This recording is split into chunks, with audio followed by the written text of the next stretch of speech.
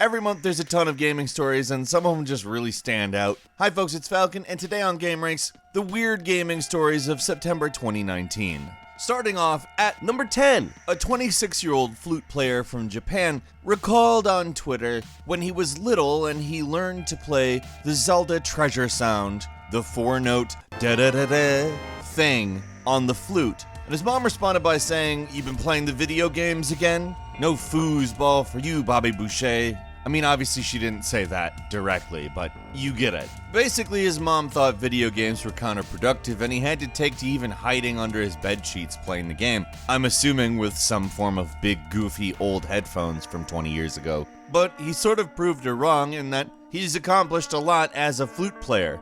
And it all came back around for him when he played the flute, as in the flute, for the new Legend of Zelda Link's Awakening remake, the game he was playing that got his mom all riled up in the first place. There's basically no way not to look at this as very cool. Unfortunately, not something that everybody gets the opportunity to do, which is what makes it kind of weird, but still, good job, dude. Number 9, tennis player Nick Kyrgios lost the US Open. Now, that's not a video game story. What? So, the reason he lost, according to him, is that Call of Duty ruined him, as in his eyes. He was basically claiming that because of Call of Duty, his eyes didn't work. He was saying, "I can't see the ball in the lights. Gaming, bro, Call of Duty has ruined me." The implication being, of course, that gaming has ruined his eyesight. I think we actually talked about recently in a video that just has numerous scientific studies saying doesn't really happen. But hey, if it's an excuse to lose the US Open, sure.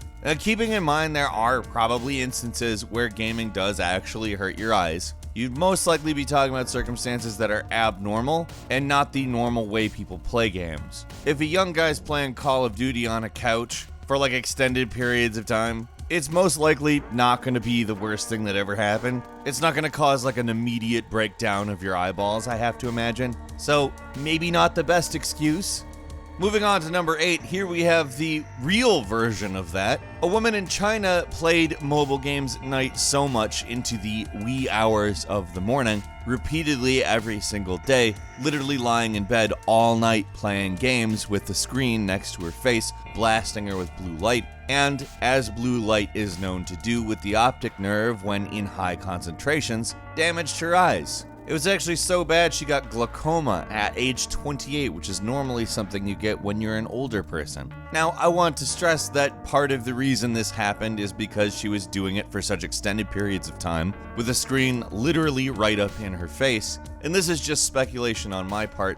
She didn't have any of the light modifications on and was possibly turning the screen up all the way as far as brightness goes, because I can tell you that every time I've used a smartphone in bed at night, I've always made sure that the auto brightness is on and the blue light reduction is on. And this story mentions about how brightness and blue light are the things that can do this. But I think the real most important thing to mention is that she was doing it until sunrise almost all the time. I find it hard to believe that tennis complaints were really of the same variety. You don't play Call of Duty on a phone right up next to your face, and if you're able to play tennis, you probably weren't awake all night long every night. So I want to stress that I think that these things are very different. Moving on to number 7. Hey, a Fallout 76 collectible item got botched. I almost don't want to include this as it's not really weird for that to happen at this point. That's happened enough times to almost call a regular thing. But this one involves mold. Yeah, this red Fallout 76 helmet that was exclusive to GameStop was recalled because a piece of fabric in it was apparently very prone to mold. And given it was prone, apparently a large number of them had mold. Now, they had only ever sold 32 of them, so not a lot of people have really been affected. Because as we all know, not a lot of people have been affected by Fallout 76, a relatively unsuccessful game compared to a lot of other games by Bethesda. But just to repeat the point that I made at the beginning here, I think we all know that Fallout 76 merch is cursed at this point, so Moving on to number 6. Hey, remember that guy who got in trouble for swatting because it killed somebody? Yeah, he got sentenced to 15 months in prison, which I guess is kind of weird on account it seems like nobody really took this seriously when it first started to be a problem. And to actually hear he got convicted and was put in jail is a very weird thing for me. I remember when I first started hearing about swattings and seeing so many people sort of skeptically be like, well, why would anybody do that? That seems dumb. And then people ended up dying from it. Yeah, so anyway, Casey Viner, who ended up getting somebody killed in 2017, pled guilty, hoping that would get him out of any jail time, but it didn't. I have to imagine it got him less jail time. That's usually how that works. And I mean, it's not the worst thing that this guy's being held accountable. In fact, I think it probably should happen. But hey, let's talk about the fact that police shoot people because of prank calls. Just gonna say it again here. Maybe police should be a little less trigger happy. Moving on to number 5, in Japan they are opening an eSports hotel, which I guess isn't the worst idea, but it is also kind of strange to see that eSports has gotten that big. So it's going to be an 8-story hotel, and it is in every way exactly what you might expect. The plans for it are very flashy, with the first 3 floors being just a big eSports gaming area with lots of computers set up, lots of red chairs, red everything. And the actual hotel rooms themselves will feature, obviously, gaming computers and streaming equipment and all that. I think that whoever came up with the idea for this hotel, it's not weird at all. I think it's kind of worth sitting and going, wow, esports has gotten that big. That is the thing that might give you the little, oh yeah, this is actually kind of weird when I think about it, thing. Because it's became a big industry and it's happened fast.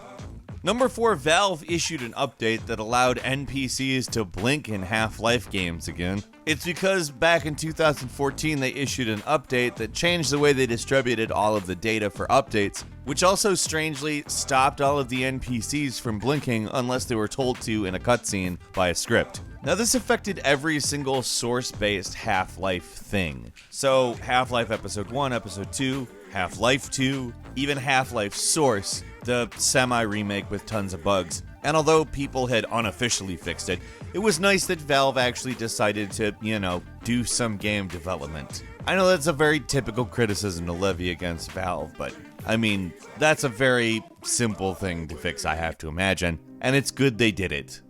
Moving on to number 3, KFC made a dating sim for some reason. I assume it's probably to try to take advantage of the quirkiness of something like Hatoful Boyfriend. But I'm just gonna go ahead and say, what a blatantly awful corporate cash-in that is. Hey look, people like the dating sims, especially those quirky ones. Let's make our brand into one. We'll call it I Love You, Colonel Sanders, a finger-licking good dating simulator, because we just want people to know how silly we are. Now, I'm not doubting that it's possible to have a good time with this, but come on. The reason that the weird dating simulators are fun is because they're weird. If you do weird, but with corporate backing, it stops being weird because all of the people who you would expect to go, nah, don't do that, said you can do that. Moving on to number 2, people always wonder why the Kerbal space program developers don't use n-body physics, which is, just to be clear, a way to calculate the gravity of various interplanetary bodies. But they found that putting it into the game caused the game to not work right. Like moons would start hitting planets at a fairly alarming rate. You throw another moon at me, and I'm gonna lose it. Kerbal Space Program is obviously not the most realistic game of all time, so setting it up with n-body physics is maybe not a great idea. They're going to do the same thing with Kerbal Space Program 2, which is the simplified physics system they used from the first. Planets just generate a static sphere of gravity, which is probably smart. If apparently solar systems were collapsing in on themselves due to simulated gravity, yeah, probably good idea. Now, a lot of people have suggested they move over to a physics simulation, but they were like, no, that's a bad idea. We tried that. It doesn't help. And finally, number 1, an 89-year-old gamer grandma who puts videos on YouTube and has since 2014, has given the advice of getting into games while you're young, because as we all know, the stereotypical gamer is around her age, 89. I don't have anything to say critical about that. I agree. Get into games while you're young, and also play them while you're that old. That's cool. Also, a couple of quick bonus ones for you. Hey, you know that awful defense that EA posted to Reddit about Battlefront? It actually won a Guinness World Record for most downvoted comment of all time, which is great, and they deserved it. They deserved it. Congratulations, EA, for getting something that you deserve. And finally, the very last thing we want to talk about, it's a bit weird that Call of Duty Modern Warfare Survival Mode is PS4 exclusive until October 2020, considering we're on, like, the verge of another console generation. Is that not strange to you as well? I thought it was anyways. Thus concludes our weird September. October is looming, and who knows what we'll see. What did you think about this video? Leave us a comment. If you liked it, click the like button. And if you're not subscribed, now's a great time to do so. We are uploading brand new videos every single day of the week. The best way to see them first is, of course, a subscription. So click subscribe and don't forget to click the notification bell. As always, we thank you very much for watching this video. I'm Falcon. You can follow me on Twitter at Falcon Hero. We'll see you next time right here on gameranx.